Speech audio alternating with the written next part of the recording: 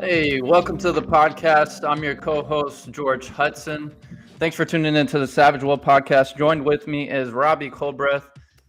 If you're tuning in live with us, go ahead and drop a flex emoji in the comment section. Tell us where you're tuning in from. Today's topic is going to be I Am Savage Will. We're going to be talking about how to unlock your true potential in life and remove the obstacles and barriers that are preventing you from doing so. So without further ado, I'm going to turn it over to Robbie. Robbie, it's good to see you this morning. Tell us a Man, little bit. Tell us a little bit about Savage Will and what it means to you. great, George. Great to see you today, man. Thanks for having me on. Hey, listen, I am Savage Will. What is that about? That's about unlocking the unconscious to become conscious of who you really are and what you possess as a person. Listen, Savage Will is that untapped, unfinished, untamed, unstoppable, and even a little bit unpredictable brilliance that's resonant inside of each and every one of us. Every one of us can be playing at the top of our game. And some of us are playing at the top of our game. And that just simply means we got room to stretch. We can go further. And when we start tapping into this savage will, when we start realizing that there's so much more to us, when we start embracing the fact that it's okay to go ahead and go deeper, it's okay to want to go greater because we want to, man, that's when we're starting to get into that savage will journey. Listen, to set some proper expectations. When you hear the words savage will, what does it say to you? Write it down, put it in the box. Write it down. What does that mean to you? Look at both the positive and look at the negative aspects. It's a relentlessness, it's a need to be relentless. It's a want, a desire, and an expectation to stretch, to be better. But you've got to be able to tame that thing to an extent. First, untamement, loose it, let it go, let it do what it's supposed to do.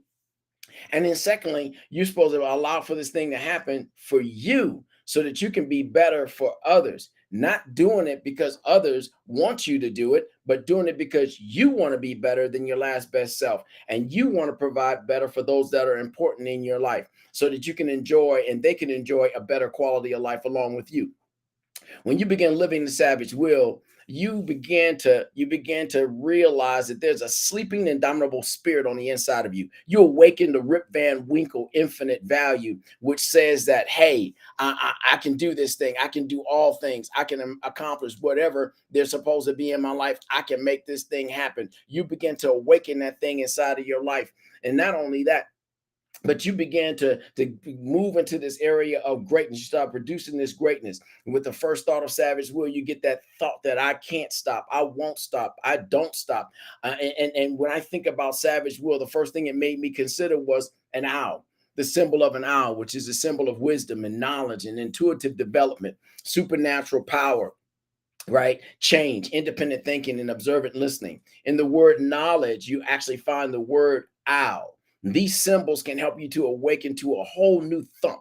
The symbols of this creature on the positive side can model expectations and will absolutely set your life into a series of chain reactions, stretching you into being better than your last best self. But that also means that there's got to be death to some old habits, death to some old excuses, and some other things that's been going on in your life.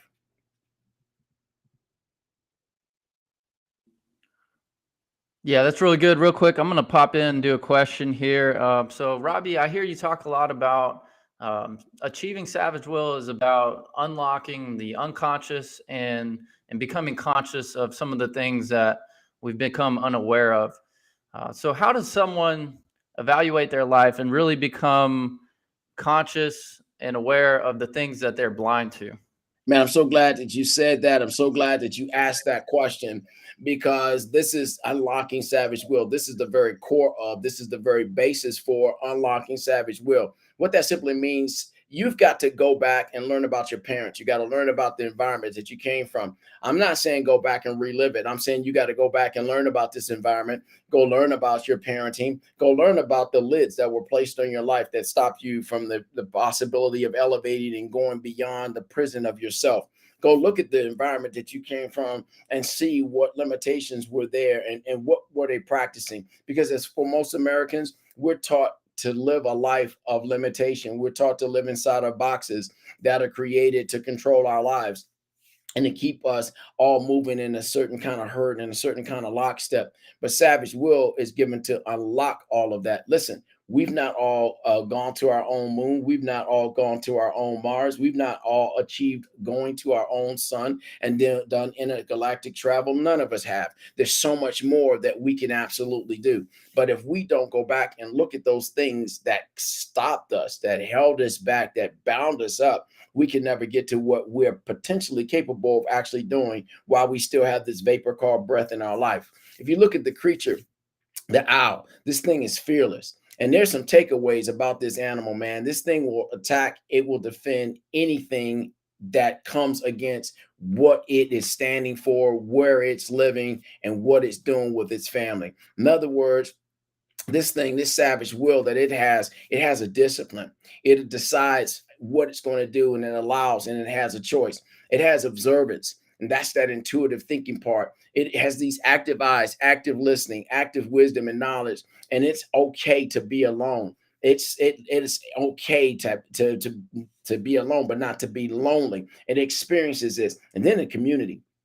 Man, this thing has a community. This community it commits to. The community is its family. The community is its communication with whatever it's raising, its children, its outlets, and the communication is with its partner. And then it executes on what it's potentially going to do. Not potentially, actually, what it's going to do. And so, what this thing does, it plans, it develops, and it executes. It duplicates, replicates.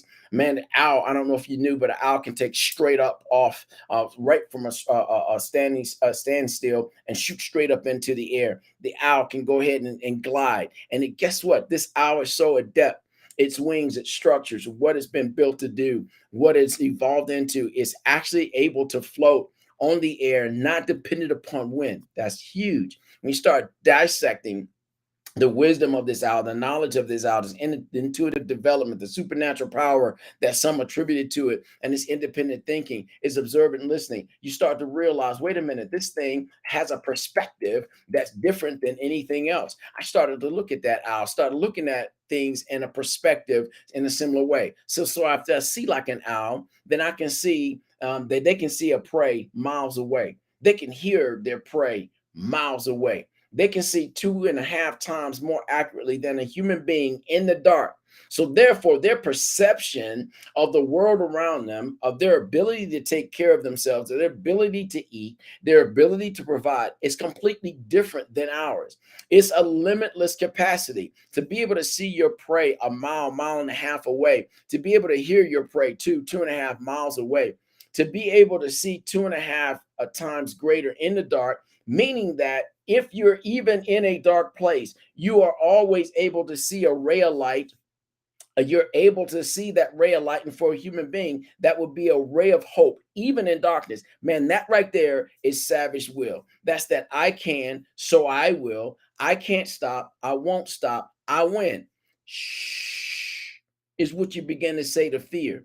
This is the heartbeat of the savage will stuff. You start to tell fear, shh, and you begin to make changes. And those changes, they become ideas with strategy. They become ideas with purpose. They become intentionality. These things become life. That's savage will. It's not allowing life to bring you stuff and it hits you with blows, and you just take the blows and you say that's how it is. It's not taking likes or not getting likes and believing that you have no value. No, you're more than that. You're more than a conqueror. You can achieve greater things, and those greater things, they're sitting out there waiting for you. Man, that's savage will, man. We got more to say, but we got to wait on it.